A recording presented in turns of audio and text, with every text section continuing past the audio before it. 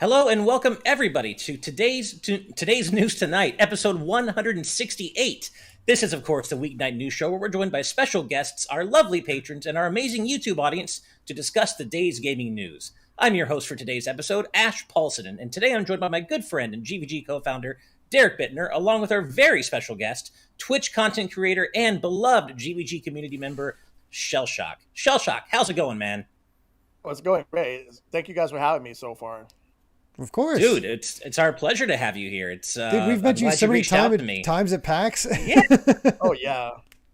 No, and yeah, we've met several times at various shows. I think mainly PAX, and I've had a great time hanging out with you before. So it's our pleasure to have you on the show today. And it's so hard for me to read your name and not every single time in my head hear the Ninja Turtles voice clip. Oh, Shellshock. Every time I can't not hear it. So I've, before we get into the news, we do have a few things to talk about. But the first thing, Shellshock, everybody already knows what we thought of Indie World this morning because we reacted to it. But would love to get your thoughts on what they showed this morning, what you're looking forward to, how you felt about the show. How are you feeling about Indie World, man? It was fantastic. There was a lot of great indie games that came out that not only came out today, but also shown off and will be coming out next year. It's a lot of good games that not many people have ever heard of, because I love Indie World for the simple fact that they introduce games from all around the world that you've never heard of, and there's always something for everybody there. Yeah, this was a strong showing. Oh yeah, yeah, agreed. It was definitely one of the better Indie Worlds for sure. I mean, I love indie games anyway, so I'm even the less interesting Indie Worlds to me. I'm glad they're out there, and they're, as you said, Shellshock, they're putting a spotlight on these lesser known games from all around the world, and I think that's always so important. But this was definitely one of the stronger ones in my opinion, and I said it this morning, I'll say it again, I kind of want to just hibernate for a year so I can just have Sea of Stars as soon as possible. I can't believe how good that game is looking. Yeah, man, I mean, it's just how is that a Messenger prequel? I know, right? Like the fact that it's a Messenger prequel and it feels like a classic Square RPG, especially Chrono Trigger, and the fact that they actually got Yasunori Mitsuda on this, I am so hyped. Let's go. Me too. It's just like it's almost like a dream game for me. It's it's as close I feel like as I'm going to get to a true Chrono Trigger-esque sequel. Although there's that there's another game that was very Chrono Trigger-esque that I played a couple of years ago, another indie RPG.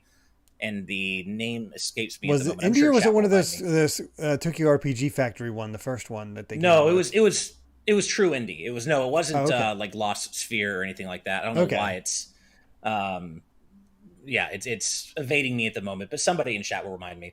Now, also, I wanted to talk quickly about our 2021 Switch years in review. Because that's something that Nintendo has been doing annually now since 2019, and it gives you some cool information on your Switch playing habits. And so I already went through mine, and Shellshock, I think you already went through yours, but Derek, you haven't even looked at yours. No, right? This is the first time I've seen it. So apparently I played 46 games this year, and last year I played 47. I don't know how I got to 46, I'll be honest. Same. I'm a little higher than that. I went 57, up from 55 last year, which I'm not quite sure how I played that many different games either, but sure, I'll trust the data. What about you, Shellshock? Well, I played 95 games this year. Woo! And that's actually down from last year, which was 115. Like, I could understand last year considering like we were going through a pandemic, so I needed some time to play some games. But this year still managed to play a lot because there was just a lot of games that came out, plus games that were in my backlog that I still needed to beat. So that's what it all boils down to. Gotcha. Well, one thing I thought was interesting was that my total Switch playtime was down quite a bit from the previous year. Last year, apparently, I logged 950 hours, but this year I only logged 646, which is still a lot, but quite a bit less than the previous year. And I can only attribute that to what I think was probably just an increase in my PS5 gaming time. Yeah, I can see that as well. Yeah. Yeah, because I ended up like just spending about like 1,160 hours this year, which is down from last year, which last year I spent 1,852. Holy cow. And What? and, and, Jeez. and last year, a good portion of that was Animal Crossing. Oh, That's of course. fair. Yeah, I mean, yeah. I'm. Last year I logged 630 hours. This year I logged 463 hours. But So kind of the same trend as me. Yeah. yeah, definitely down. But PS5, Final Fantasy 14, a baby. Right. Yep. that'll happen. All right. Well, I'm pretty sure everyone here probably knows what my most played game, Switch game of the year is. But so I'll save mine for last. Shellshock, what are your top three most played games this year on Switch? Let's see. For me, it is Animal Crossing at 151 hours, then Capcom Arcade Stadium at 83 hours. Ooh, nice. Yep, and Monster Hunter Rise at 81. Nice. Okay, very cool. What Capcom Arcade Stadium? That's a good one. I hadn't even thought about that, but old school Capcom games are fantastic. So good taste there, my friend. What about you, Derek? I'm shocked. My number one shocks me, honestly. Greatest Attorney Chronicles at 108 hours. I don't think I spent 108 hours. Nice. There's no way I spent 108 hours on that game. Like, my God, that does not sound right. Very nice. That is odd. Maybe you left it. I might have left it on because of Kai and times? whatnot. Yeah. So it's very possible it got inflated a little bit. That said, my number two was Yu-Gi-Oh! Legacy of the Duelist Link Evolution for 34 hours, which goes straight to Matthew Wong in our Fighter Founder sessions where I had to build up a card session. I haven't played it in a while. That's awesome. But because of that, I have Yu-Gi-Oh! Actually, that's my number three. Number two is actually all because of Amy, Fire Emblem Three Houses, as she's been streaming that on occasion. So Okay. Oh yeah. Gotcha. Well, I'm sure everybody's going to be shocked, or should I say shell-shocked, when I say that my most played Switch game of the year was Smash, of course, with 167 hours. No surprise there. That has been my most played Switch game 3 years in a row now, according to these things. So no surprise there. And then bringing up the rear are Streets of Rage 4 with 57 hours and Skyward Sword HD with 56 hours, just barely underneath Streets of Rage 4. I still haven't picked that up. Streets of Rage 4 is such a great game. So it is such a good game. And I ended up unlocking most of those hours. I think came from unlocking every single alternate special move in the Mr. X Nightmare DLC. I could not get enough of Mr. X Nightmare, and I unlocked every single. I remember you being kind of down on that when you first played it. I'm not usually into survival modes, and I didn't think I was going to get much out of this. But I think it was kind of like my Mario 35 replacement, where it was just that game where I could sit down for a little bit and get a little burst of gameplay, but not actually have to commit to anything too long, except for a couple of runs, which I was really successful in, and it went pretty long. But generally, it's just one of those things where you can sit down for a few minutes, get a good dose of gameplay, and then you're done, right? So, and then Skyward Sword HD, I'd mentioned how much I was really enjoying rediscovering the game more than I thought I would on Switch. And so I haven't quite finished it. I'm basically at the end of the game, but it's a pretty long game. So that explains the 56 hours. But yeah, and then see what else is there. The rest of it's not as interesting. Your most played gameplay month. I seem to play the most in August and September. Same here, actually. That's the same as... I have 3 hours logged in December. Really? Jeez. Well, I guess that makes sense, given how busy we've all been. Yeah. What about you, Shellshock? Well, in regards to the games in general. Oh, sorry. No, I mean, what was your most played month, or which? Oh, sorry. Months trended the. Yeah, let me just pull it up real quick. Yeah, my most played month. All right. Sorry, because I just accidentally got out of the thing. Right. Most played month according to this is actually November, which interesting. Was basically me getting back into the Animal Crossing DLC. Oh, yeah. Not that that makes sense. And that makes sense. And according to this, my lease is December, but that's not fair considering the fact that we're still in December. Exactly. Yeah.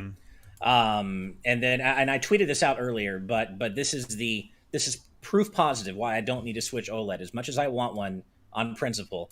My time playing in modes this year in the various modes, 635 hours in TV mode versus 11 in handheld or tabletop. That's about right. Yeah. There's just no reason. Yeah. Yeah, because there's just so many games that people just play docked, and I'm at the point where it's like I had the 2.0 Switch because my first Switch unfortunately was overheating, so I So I had to what I did was I traded it in because GameStop had this deal where you get like $200 something credit. So, but they let me system transfer everything over. This was back in 2019 when the 2.0 came out. So I have that, and I'm fine with that. I don't need an OLED. Yeah. Yeah, that's where I'm at too. It's just as much as I want one because I want the newest and coolest thing, and I know it has that premium feel. I just don't plan on handheld mode enough to make it worth it. But as I start traveling more, if by the time I start traveling more, the Switch Pro or 4K or whatever the hell it's going to be called isn't out or announced, then maybe I'll consider upgrading. But just due to the pandemic, I haven't been traveling that much. I only really recently restarted with PAX West, and I will be going to PAX East next year. But other than that, I'm going to MagFest, I guess. But yeah, I'm not traveling that much. It's just not worth it. But speaking of PAX East, quick PSA for those of you who are interested. PAX East tickets just went on sale yesterday. Either way, yesterday. One of those. Yesterday. So both tickets are on sale and media registration is open. I believe our very own Brandon and Daniel have already sent their media reg forms in before me, which I need to get on that. So I make sure we all get in. But I need to talk to Amy, see if that's a feasibility for me. Right. But we are planning on being there. I don't know which of us, will be there on the team, but I'm planning on being there. And it seems as though Brandon and Daniel are going to try to be there as well. So then hopefully Derek can, and maybe Steve. We'll see what happens. But either way, should be a good time. But that was a lot of top of the show stuff. Well, Shellshock, are you going to be at PAX East? I'm hoping so. I'm just talking with one of my friends who normally does panel stuff, but we gotta make sure to get everything secured. So we'll see what happens. Right. Yeah. Cool. Our chat is reminding me that speaking of the Switch OLED, you can win one right here from us at Good Vibes Gaming just by being subscribed to the channel. When we hit 75,000 subs, we are giving away a free Switch OLED. So thank you for the reminder, chat. I usually say that at the end of each show, but I'll say it now. So yeah, make sure to hit that subscribe button. You might win a free Switch OLED. With that said, we do have some news to get to, and we had a little bit more to talk about at the top of the show than usual. So let's move on to that first news story, and it unfortunately isn't good vibes. It has to do with more N64 online emulation problems. So let's get that up on screen. Let's do it. Okay, so the N64 online problems continue with a particularly egregious one with Paper Mario, the latest release. And this comes by way of Dysphoria-chan on Twitter. And they actually added Nintendo America directly. And they found a pretty fatal error in Paper Mario that they say deletes the save you're currently playing on and returns to the one returns to a previous save that you had before opening the app. And it happens if you lose to the General Guy boss. And this is a big deal because having played the game several times, General Guy isn't an easy boss. And this is a boss that I think it's fairly likely that players could potentially die fairly often at. And the clip they posted on Twitter shows exactly what happened. They get a game over on this boss, and then they reopen the app. Well, the app crashes. They reopen the app, and then they go to their file select screen, and it's from way earlier in the game. It's like 2 chapters earlier. So fortunately, they had save states to fall back on, and save states aren't affected. But if you don't have save states, you're potentially looking at losing a lot of playtime here. Oh, boy. Yeah, and that's really bad. Yeah, I don't know what's going on over there at Nintendo. Emulation's not easy. I'm not saying it's easy as just throwing it on the service and that's it.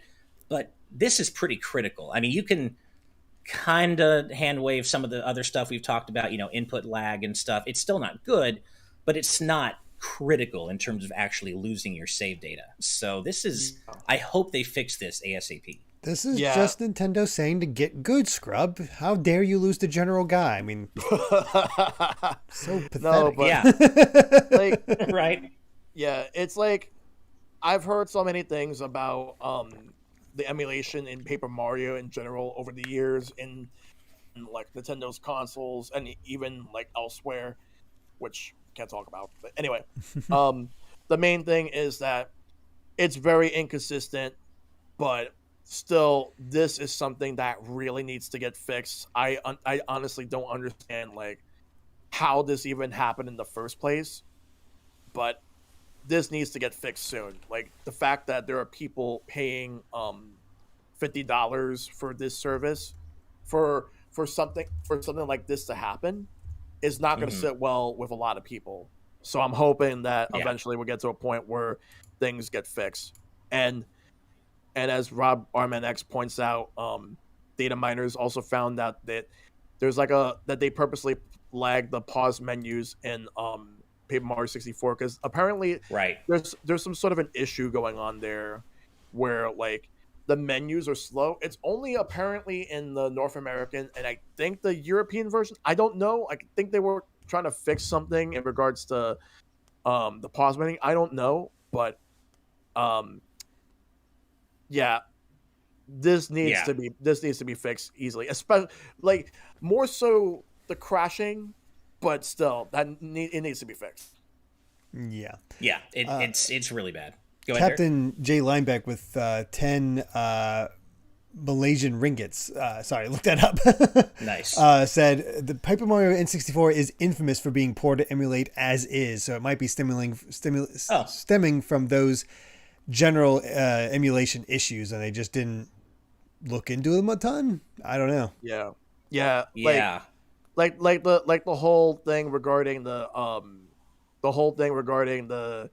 pause menu thing. That's basically whatever. Like I'm hoping that to me like is nowhere near like it's bad, but it's nowhere near as bad as the crashing. That's the bad part right there. Right. Yeah, so, just kind of consider this an official PSA to save often, save early, and use a lot of save states when you're playing Paper Mario. Like, don't rely on, just in case you lose to General Guy, make sure, that's, by the way, that's the Chapter 4 boss, so you'll know when you're coming to it. You're going to figure it out, but just make sure that when you get into that fight, use a save state, so you don't, just in case you game over, just to be safe, use a save state. That's probably the best way to avoid this, and hopefully Nintendo will fix this sooner rather than later. But speaking of Captain J Linebeck super chat, we do have some other super chats to read out, which we will of course kind of disperse throughout the show to keep things moving. So if I don't read your super chat right now, don't worry, it's coming later. Don't worry about that. But first of all, Jacob Tucker with $5, thank you very much, saying some of my drawings were stolen and are being sold as NFTs.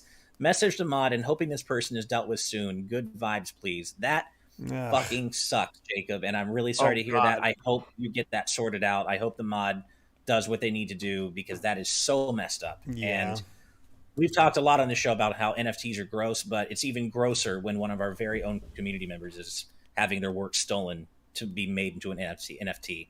Really sorry to hear that. Sending you good vibes for sure. Yeah. Go ahead, Shellshock. I just want to say real quick. Please. I don't care like who people are in regards to what NFT supporters or whatever they do. No one will ever convince me to support NFTs ever. I hate NFTs. Same. And they give us misery vibes.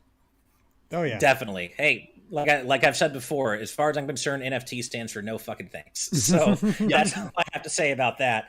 Screamo Shaman with $5 saying, first time watching live with family. Wow. I feel bad that I slept through the whole Indie World stream, but I was playing Spider-Man all night. Hey, don't blame you there. And that's cool that you're watching with your family. I hope they enjoyed this as well. I hope they're not like, what are you watching? What is this? Who are these guys? Especially after Ash just dropped the F-bomb.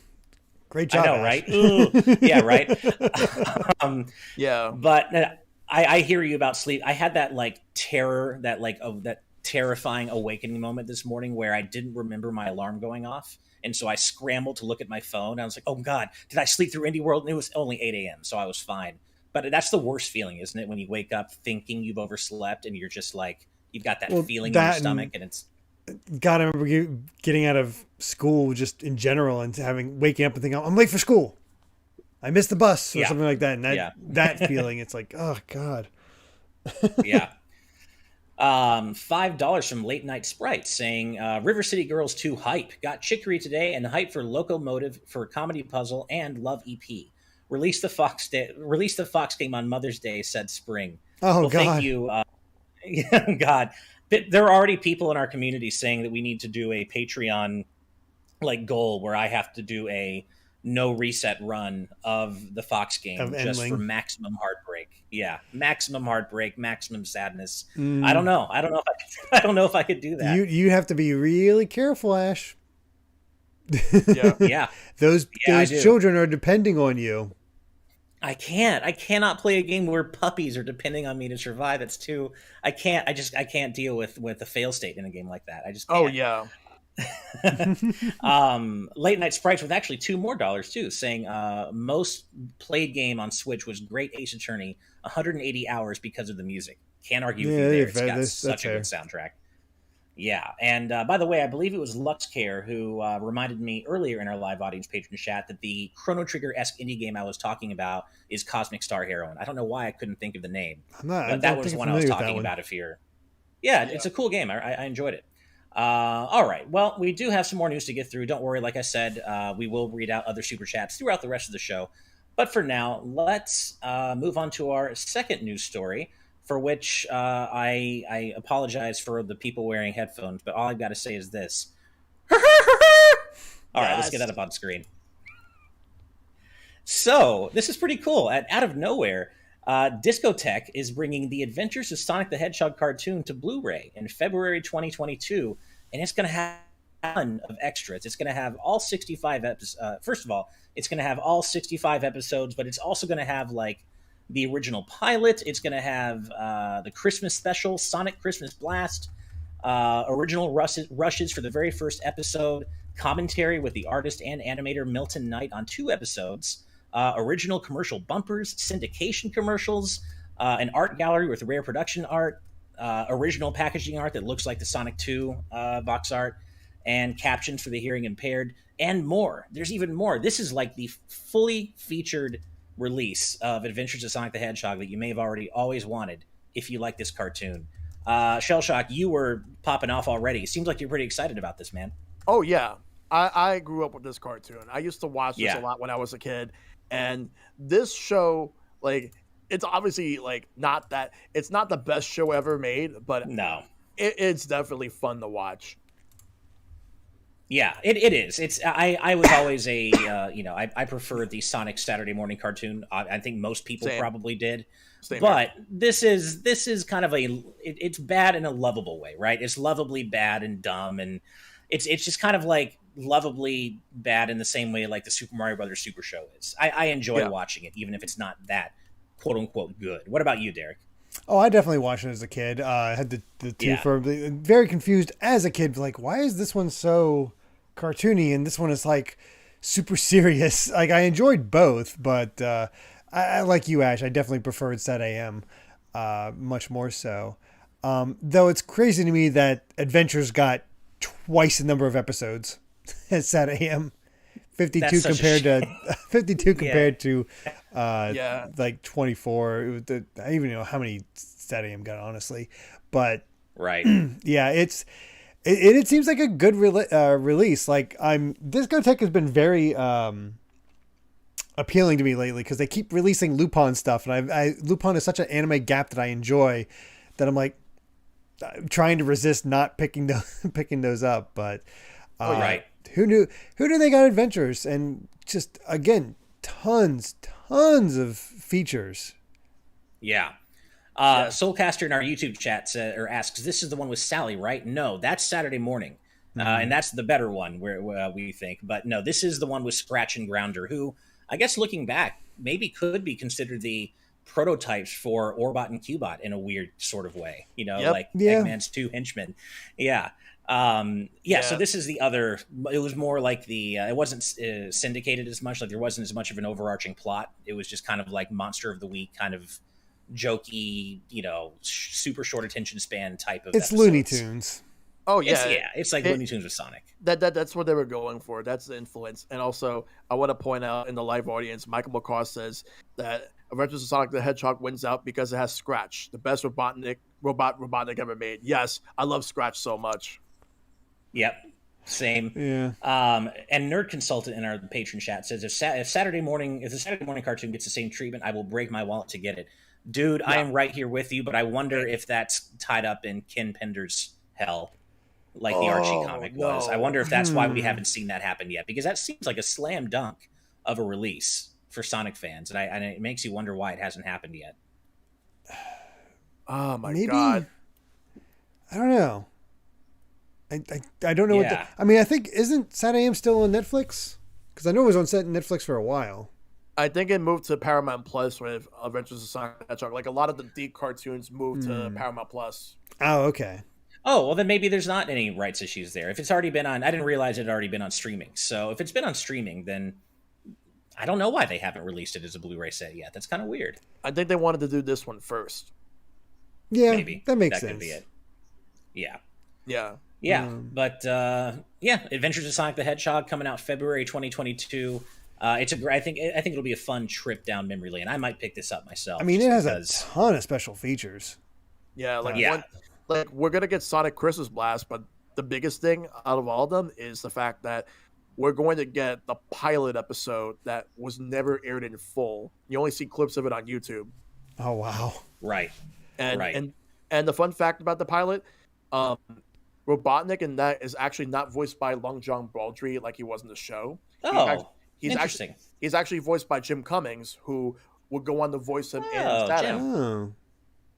And Jim was such a good Robotnik in SatAM. He was great, and I'm lucky enough to call him a friend. He's such a talented actor. But I didn't realize that he played Robotnik in the. That's so cool! Wow, you know a lot about this series, Shellshock.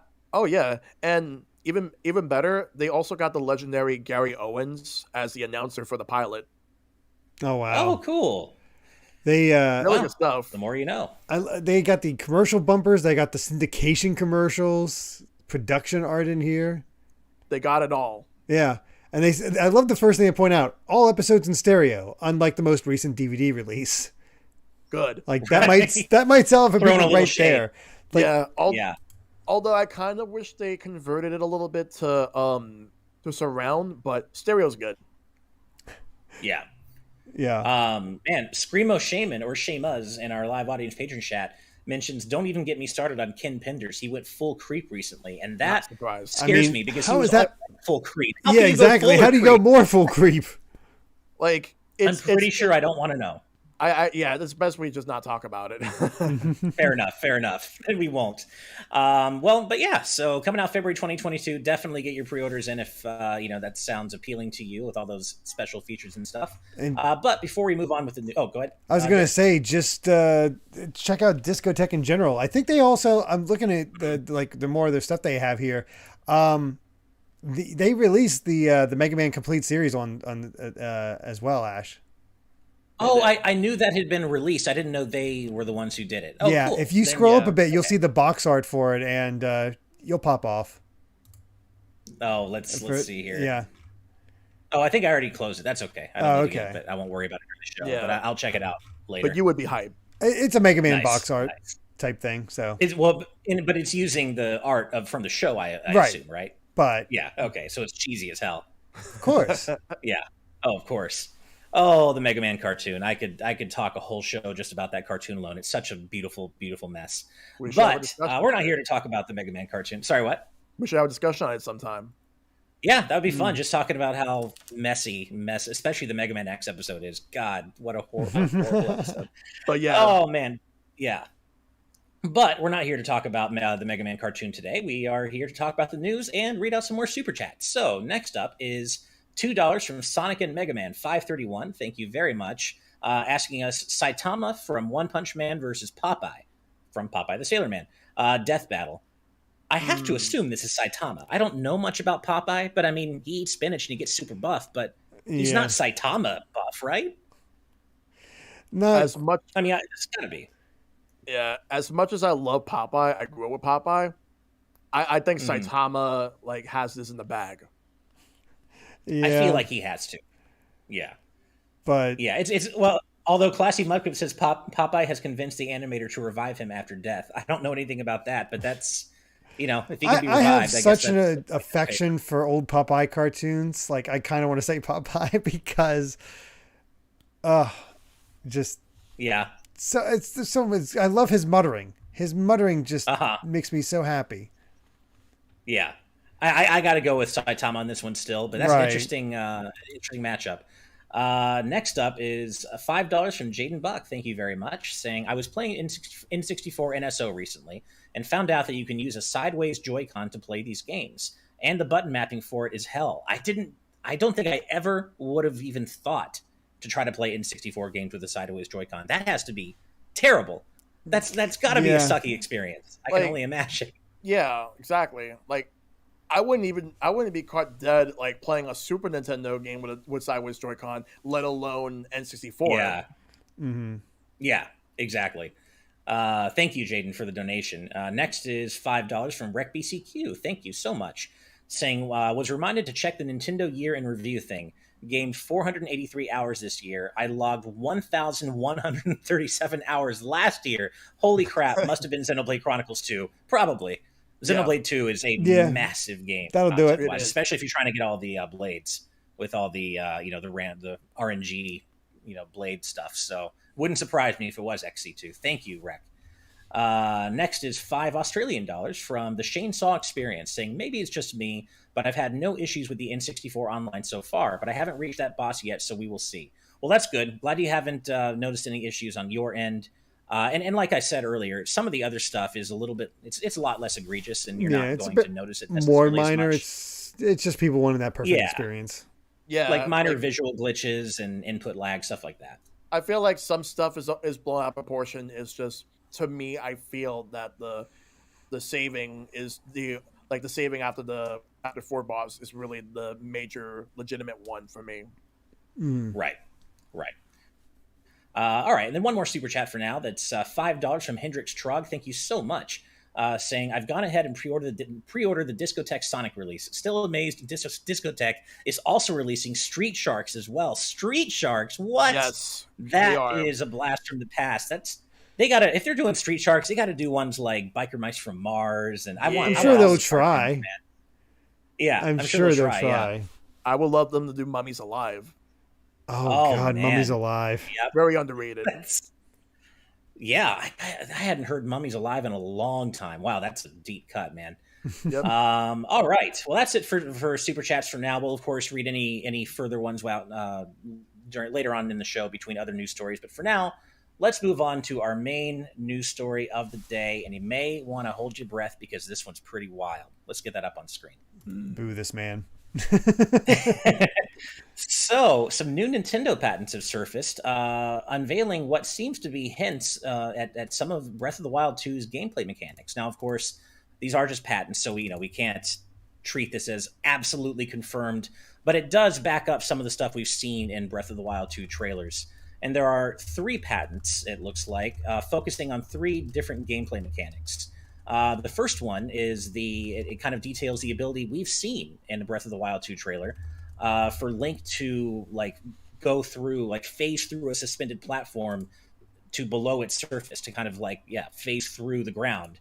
And we're seeing, there are patent images here of the player character doing that. And there's also apparently going to be possibly a rewind function that lets you rewind time for specific objects, which I guess is kind of like stasis, but that's in the trailer. But I guess I remember that from my analysis. That's in the trailer. Oh, I do remember I remember that now. No, thinking about it, I remember seeing it with So this is all this too is basically showing something we've already seen in the trailer. And then the third one shows more about the free falling mechanic, which is apparently going to be a lot more fleshed out than we may have at first thought. And it includes the ability for Link to, for example, turn around in midair, falling back first and firing an arrow. Like, I feel like the archery in this game is going to be, that'd be for wild. lack of a better term, wild. Yeah. And I cannot wait. I mean, it's obvious everyone's excited for Breath of the Wild 2. Why wouldn't you be? Yes. But seeing this stuff detailed in these patent images just makes my mind race in terms of, we've already seen the incredible speed runs and tech and wild things that people can do. And people are still discovering things about the game all this time later. And it just seemed like it's going to be that, but even more in Breath of the Wild 2. And I think for me, the most interesting one is the rewind mechanic. They're all interesting, but the one that mechanically interests me the most is just being able to rewind time for a specific object. That's just so cool.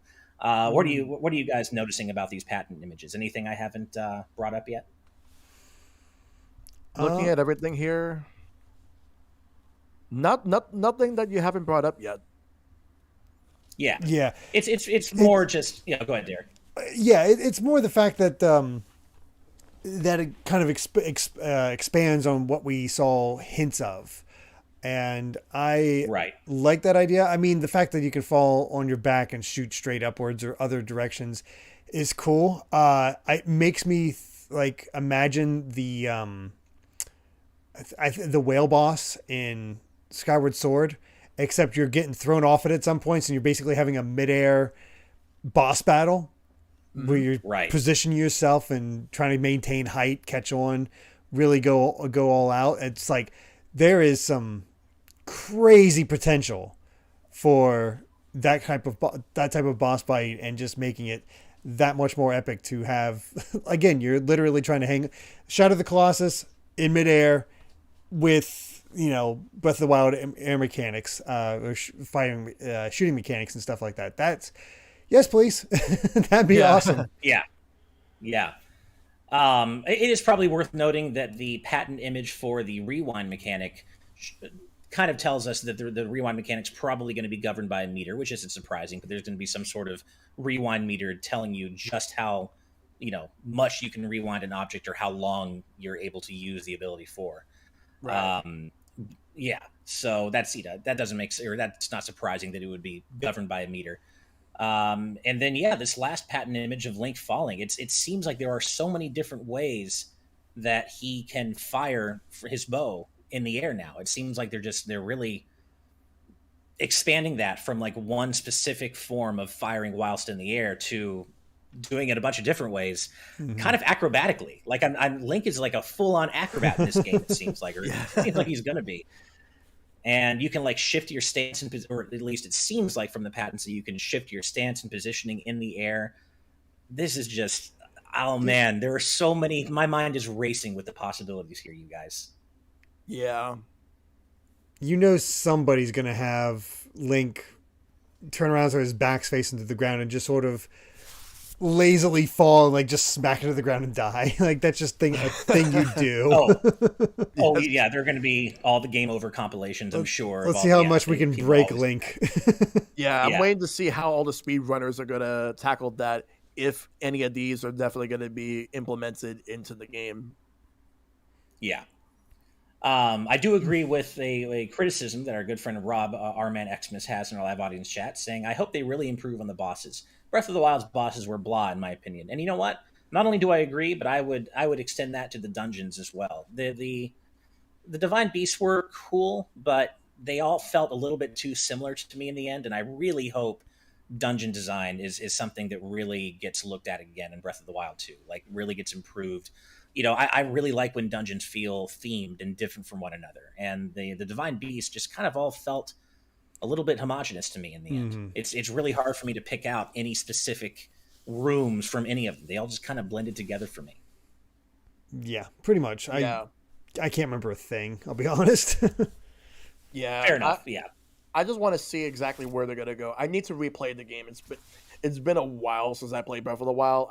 I will say this. I love the game, but I really do want to do a replay to see like what are some issues that I probably might have with the game that I didn't have the first time around. Right.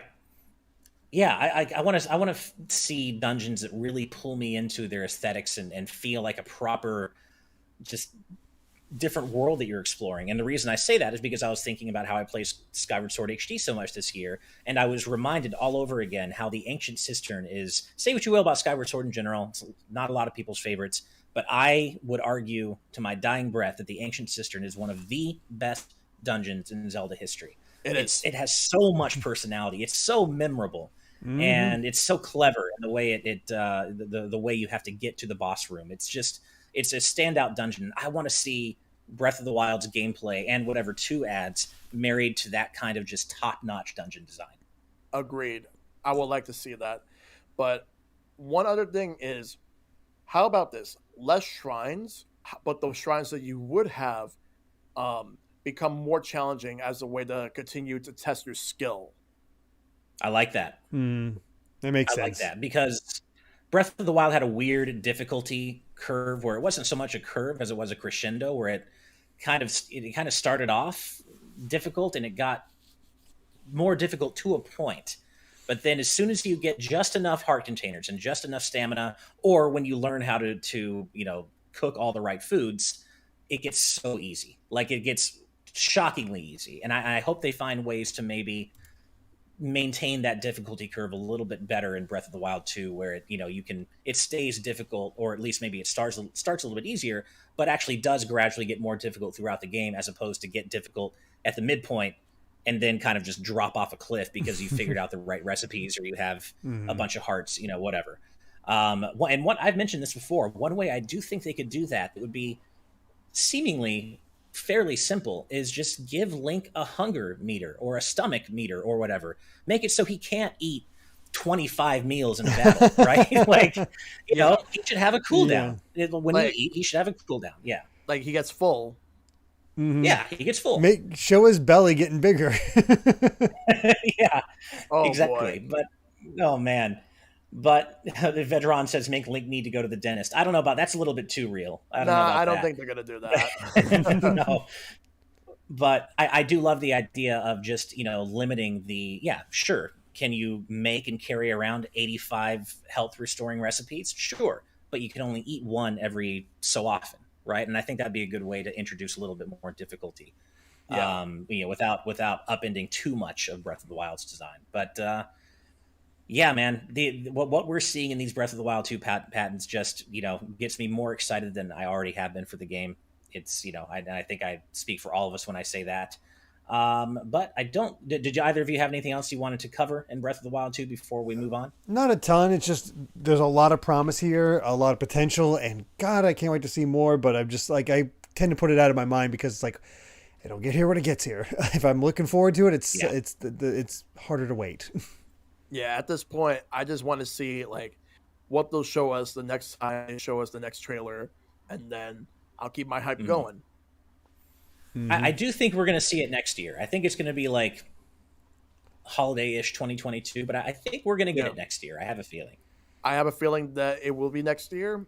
That I agree with you on the holiday, so we'll see how it goes. Yeah, it would make get the title reveal really good November. Game. And E3, we get the whole blowout. We finally get the name of the game, whatever it is. They've mentioned that the name, they haven't revealed it yet because it hints too much at what's going on in Breath of the Wild 2, I guess. So hopefully at E3 we'll get the full reveal, we'll get the name, we'll get a release period maybe. But I do think I think it will come out next year. I have a feeling. I think so. Yeah. Yeah. Okay. All right. Well, let's do a few more super chats, then move on with the news. First is Yen the Reaper with $5. Thank you very much. Saying Discotek is the greatest company for preservation of old anime and shows like this. Can't wait to get this. This being Adventures of Sonic the Hedgehog. Yeah, this is my first time hearing of Discotek by name. And Derek, you were saying, well, both of you were saying, Shellshock and Derek, that they're known for being fantastic preservationists when it comes to animation. Color me interested. I hadn't heard of them. I think I'm so used to streaming now that I don't buy a lot of Blu-rays anymore. I'm just so used to streaming everything I want to watch. But I love the idea of owning some of these, preserved very masterfully on a physical. They're re-releasing the first season of Lupin, the third, with a brand new English dub.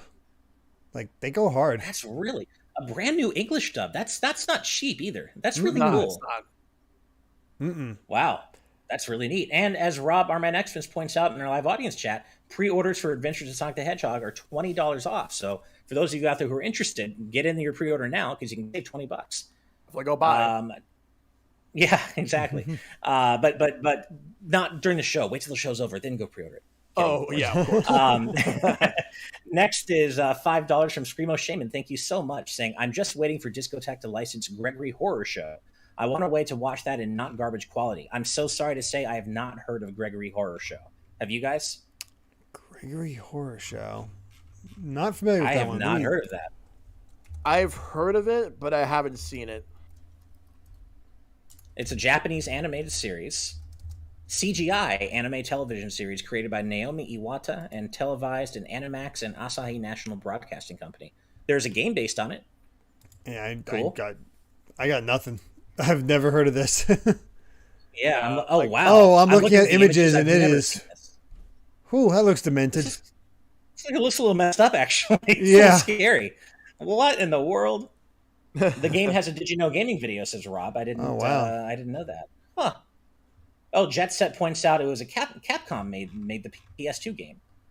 It's a Capcom game. All right. At least the game based on it's a Capcom PS2 game. I have never heard of this. Helen says, or Hey It's Dingo says it has an English dub. I've never heard of this. I feel like it would give me nightmares just looking at the images right now. The PS2 game doesn't seem to have come out here in North America. Oh, okay.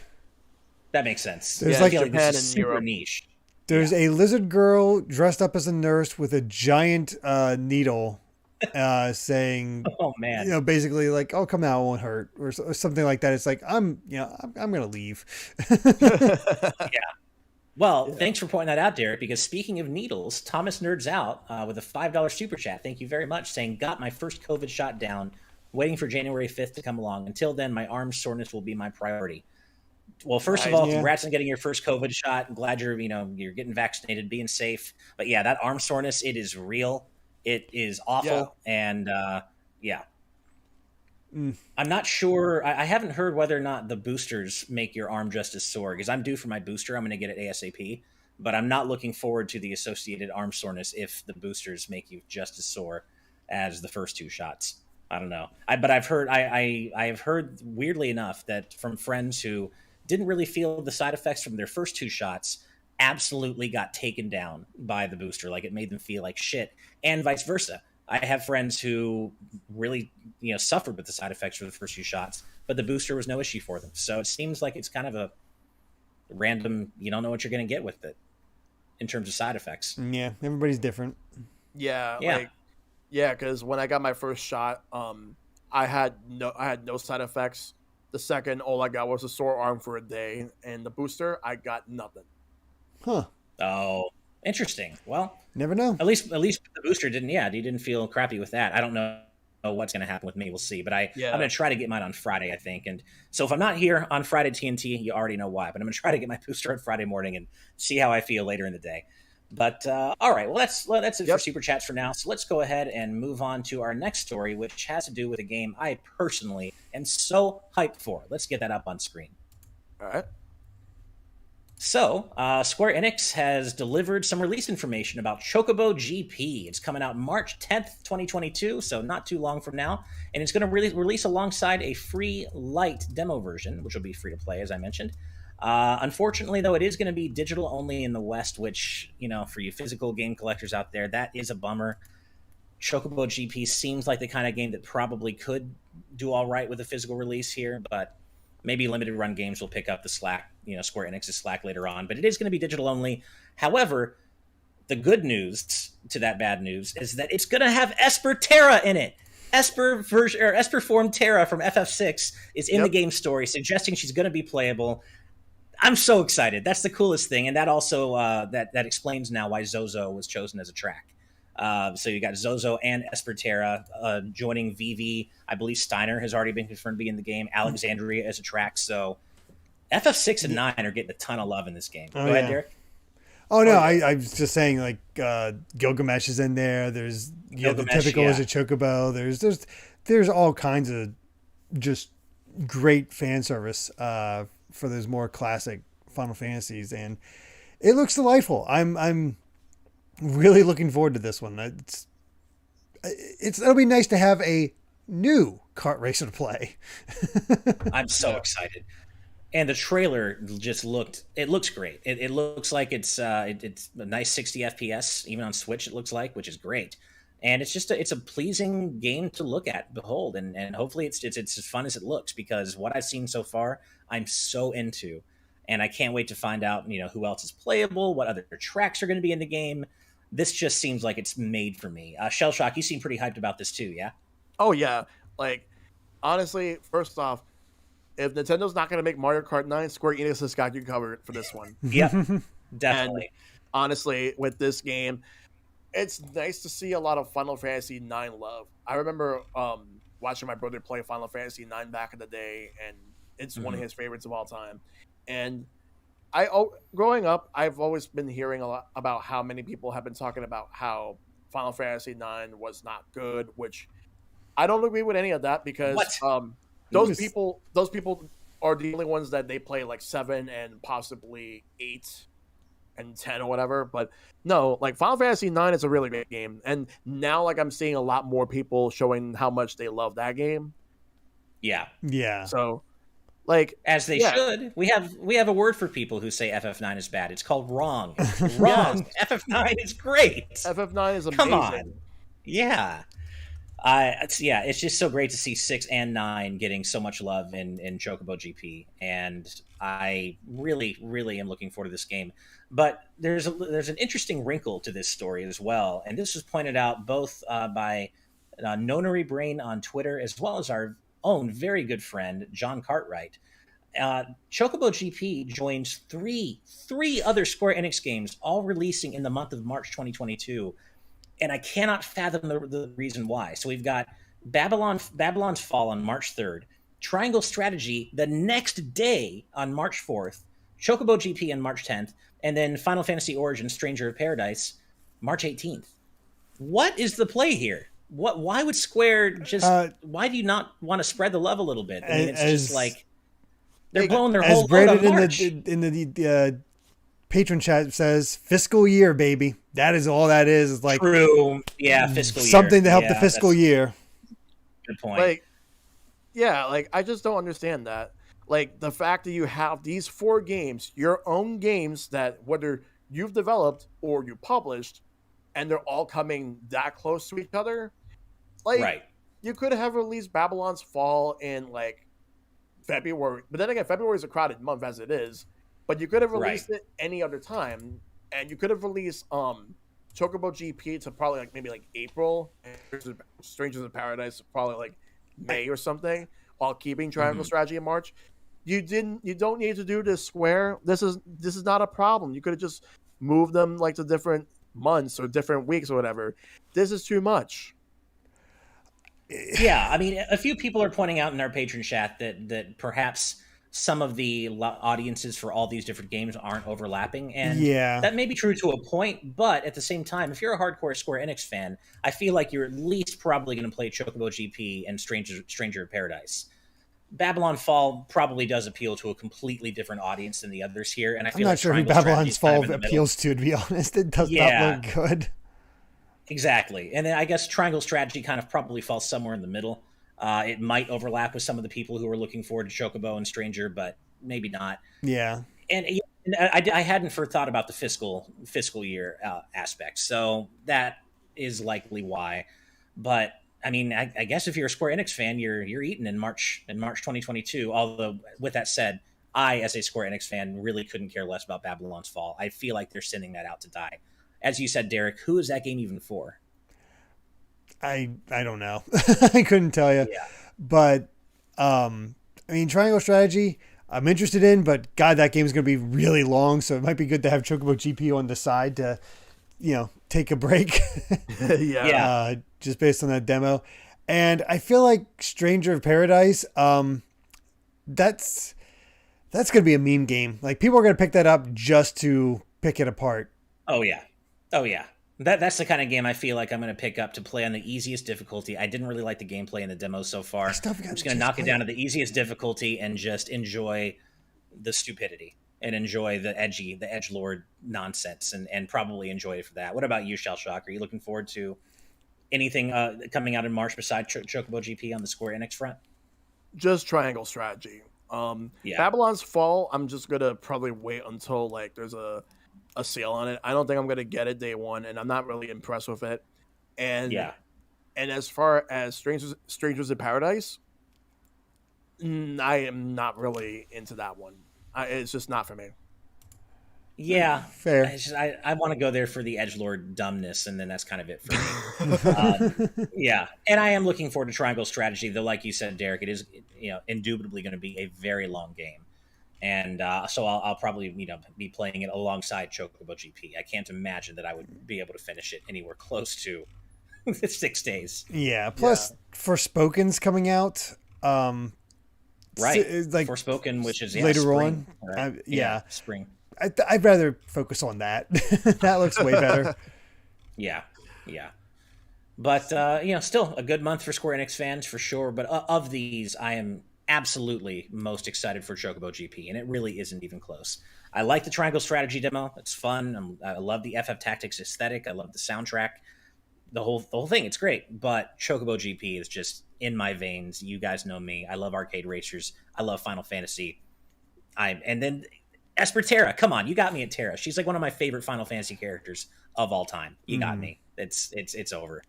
Yeah. So yeah, March 10th, not too long, and it sounds far away, but it's actually less than 3 months when you think about it. It really is. Well, like I said to John when he pointed out that when we saw the release date, it's like, Mario Day. That's a power move. Oh yeah, that's true. I didn't think about that. Mario Day. Yeah, they are doing that. Mm-hmm. So Mario Kart doesn't stand a chance. Yeah, exactly. But yeah, as you said, they're picking up the slack for Nintendo not releasing Mario Kart 9 or even talking about it or whispering about it. So yeah, bring on the Chocobo GP. All right. Well, before we move on to our final news story of the day, we have a few more super chats. First, an important PSA from Black Ninja with $2. Thank you, saying, looking for a Switch OLED, Best Buy in-store, check it. There you go. If you want if you're looking for one, visit your local Best Buy. You might get lucky. Thank you, Black Ninja. Next is $5 Canadian from Zambato. Saying, give Link CJ's body mass mechanic from GTA San Andreas. Oh, God. Imagine if Link could just get fat by eating too much. Fat Link? Yeah. You know? Oh, man. That would be memed to hell and back. Oh, yeah. I just imagine Thor in the end of, in Endgame. Oh, yeah. Exactly. Next is Hustle Bun with $1.99. Thank you very much. Saying, FF6 and FF9 getting their due. Best 2 FF games. You know what? It's hard to argue with that. They're 2 of my top 3 FF games, the other one being FF10. So it's very hard for me to argue with that. And FF6 and 9 absolutely deserve to get their due. Also, just a quick reminder, FF6 Pixel Remaster is a thing, and we haven't heard what they're doing with the soundtrack yet, but I can't wait. Every Pixel Remaster soundtrack has been amazing. That's right. You never played 6. Mm-hmm. So Pixel Remaster with better font might be not a bad option for me at some point. That might be the way to do it. And as I've said, Uematsu's been working miracles with the remaster soundtrack so far, and I just can't wait to hear what he's going to do with 6. All right, and then finally, Killamox with $9.99. Thank you so much. Saying, can't watch today as I'm stuck at a work holiday dinner, but just wanted to send support for Shellshock being on TNT today. Aww. Love chatting with you in the voice chat every time you pop in. Great vibes. Well, I love all the love for Shellshock, and I completely agree. Every time we're chatting in voice chat, it's just a pleasure to have you around Shellshock, and every time we get to hang out in person. Yeah, which we've done several times now. Yeah. And I'm hoping to do some more soon. But next story? Same. Well, real quick, Chocobra, it's their birthday today. So happy birthday. Oh, hey, happy birthday, Chocobra. I didn't realize. Thanks for catching that, Derek. Well, happy freaking birthday. And thank you for spending some of your special day with us right here on Today's News Tonight. We super appreciate it, and we really hope you're enjoying the episode. So happy birthday. Yeah, happy birthday. Hope you enjoy your day. Yeah, I hope it's a good one. Absolutely. Yep. All right. Well, let's go ahead and move on to our final news story, which is we're moving from one kart racer to another, but this is the original kart racer, the seminal kart racer, Super Mario Kart. Let's get that story up on screen. So, almost 30 years later, a top-class Super Mario Kart player has set a quote-unquote impossible record. And this is, let's see, their name is, I believe, Guillaume Antistar Leviac, who joined Sammy Seton as 2 of the world's best Super Mario Kart speedrunners. But on December 6th, Leviac set a new PAL European version world record on the Rainbow Road track, with a time of 1 minute and 26 seconds, within 50 milliseconds. But then the very next week set a new world record of 1 minute and 26 seconds and 36 milliseconds, which kind of tells you just what the top score or top times look like in Mario Kart now, or in the original Super Mario Kart. They're just separated by milliseconds at this point. But this means that Leviac is the first Super Mario Kart player in the world to achieve a perfect 80 out of 80 score in the Myth Plus category. And if you're wondering how there are 80 different records to set in a game with just 20 tracks, this Nintendo Life article we're sourcing this from explains that there are so Super Mario Kart records are split into full race and single lap times, and then they're further divided between the North American and European versions of the game because they run at different speeds. So that's 80 total records to set, and the Myth Plus category is like the highest category you can possibly be in. And this person, Guillaume Leviac, has now set a Myth Plus level time in every category, every one of those 80 categories, all 20 tracks, both single lap and full race in both versions of the game. This is wild. And did you guys happen to watch the VOD of the world record he set? Yeah, I did. It's unreal. It's just wow. Yeah, I haven't yet, but I will after this though. It's kind of just soothing in a way, just watching them, like, it's completely silent, just the game, and then watching them race their ghosts and be obviously ahead by the end. It's like it's amazingly just sucks you right in. It's incredible. Yeah. And I just posted the link in both our YouTube chat and our audience patron chat because the Nintendo Life article has the video we're talking about, and you can see that they play as Donkey Kong Jr., and which that's weird, right? Remembering that DK Jr. was a playable character in Super Mario Kart. But they play as DK Jr., and the way they skirt the edge of the course the whole time and hop around corners, it's just... I have a ton of respect for speedrunners of any game, and watching this is so incredibly impressive. I would be falling off the track everywhere. In fact, I tried to play Super Mario Kart the other day at a friend's house party. I cannot play that game for shit anymore. Nope. I used to be okay at it, but man, like Mario Kart 8 Deluxe and other modern Mario Kart games, like skill in those games does not in any way translate to skill in the original Super Mario Kart. No. It's not even... No, it does not. Yeah. But it's just really impressive what they've managed to do here. And I learned something about the Mario Kart speedrunning community. I didn't know there were 80 different categories in terms of the way everything is split up between PAL and NTSC and single lap versus the whole race. Man, this is so incredibly impressive. And I'd be curious to know how long it took them to do this. That's my main question, is how long did it take them to get Myth Plus times in all 80 tracks or 80 tracks? The crazy thing is, I'm looking at his stats over on the side, and the world record is 1:26.50. His personal best was 1:26.50, and his goal was 1:26.38. And he even beat that goal. He was still that's just he was faster than the goal that he set for himself. It's unreal how he managed to do all that. And if someone could somehow manage to beat that score, I'll be impressed. But I'm already impressed with this as it is.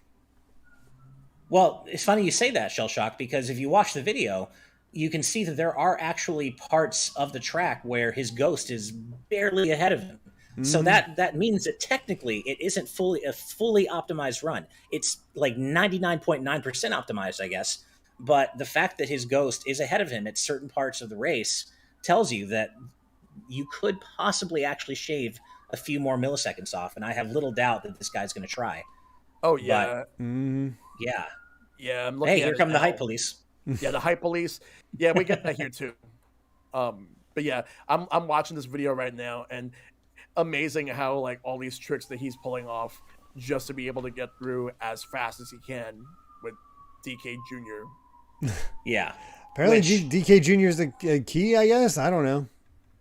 Well, I remember. I think I remember that the heavy characters in Super Mario Kart had the highest top speeds. I think that's usually how it goes generally in Mario Kart across the board. Yeah, but it's still true here in Super Mario Kart. So I guess if you're going to do that, then yeah, if you're going to try to set a world record, you're going to world records assume you're not hitting obstacles anyway, right? So DK Jr.'s slow acceleration really isn't a factor here, and it's more about keeping that top speed for as long as possible. And exactly. I'm just watching it again right now, and I'm just so incredibly impressed. I couldn't do this to save my life, but I would be curious to know how long he's been working at this, because what an achievement to do it in every one of the 80 categories. It's just amazing.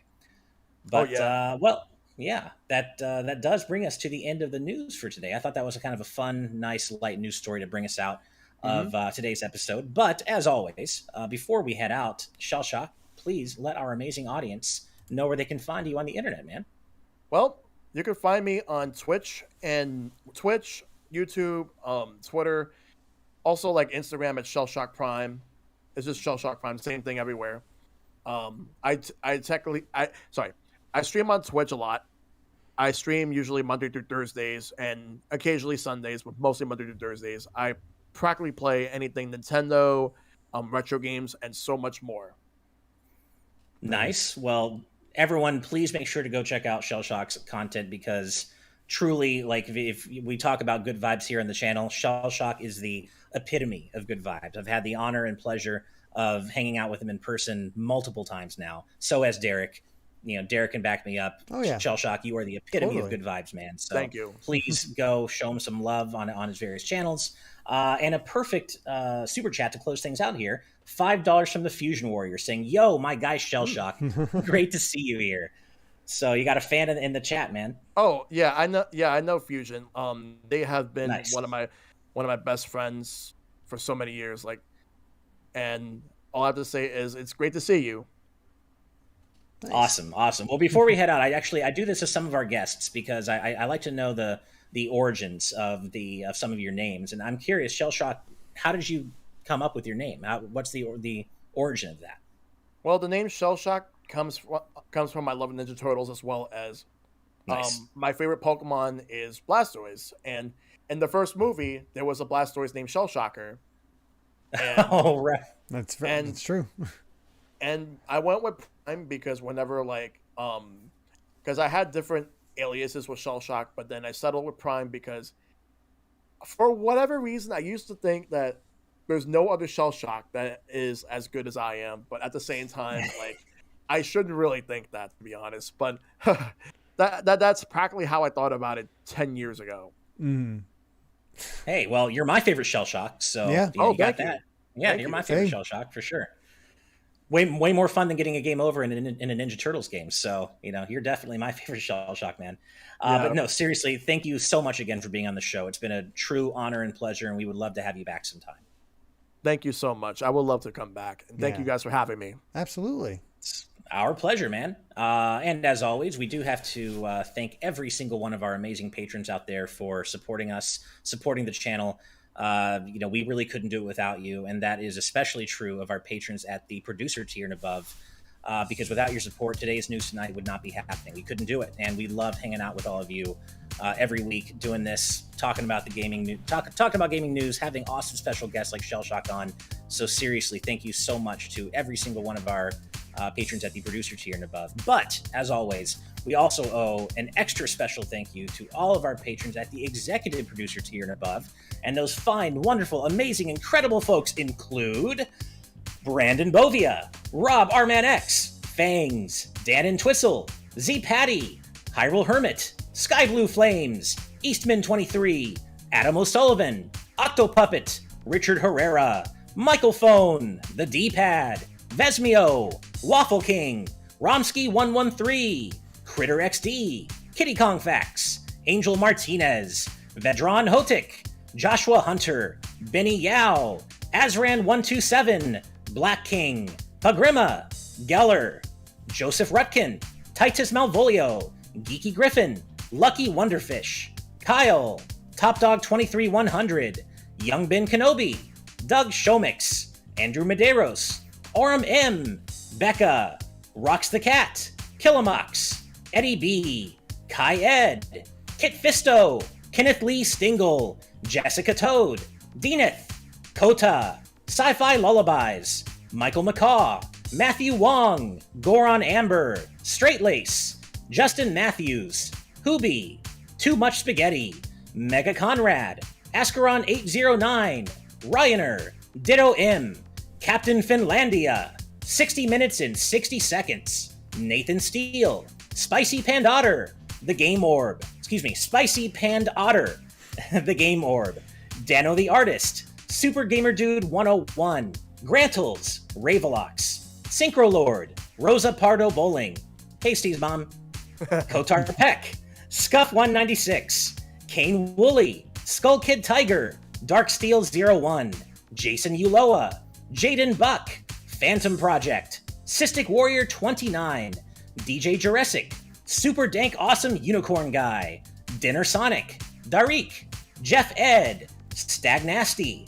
Mumbling Yeti, Cameron Sharp, Screamo Shaman, Mason Riley, Keel, Santi the Person, Brendan Hesse, Hustlebun, Noah Fitterer, Risemon, Calvin Atkinson, Hinaru77, Brooke Obscura, and last but certainly not least, Tarvel. Thank you all so much. And every single one of you out there in our audience, thank you so much. Seriously, it means the world to us.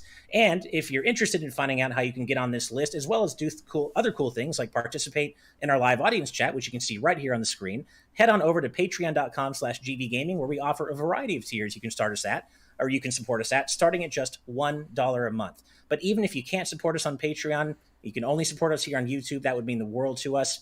Hit that subscribe button, hit that like button, ring that notification bell. Every little bit truly does help. And remember, we are giving away a Switch OLED to a random subscriber when we hit 75,000 subs right here on YouTube. But that's it from us for today. We'll be back with today's news tonight on Friday, as next episode on Friday. But until then, good night and good vibes. Bye, everybody. Take care.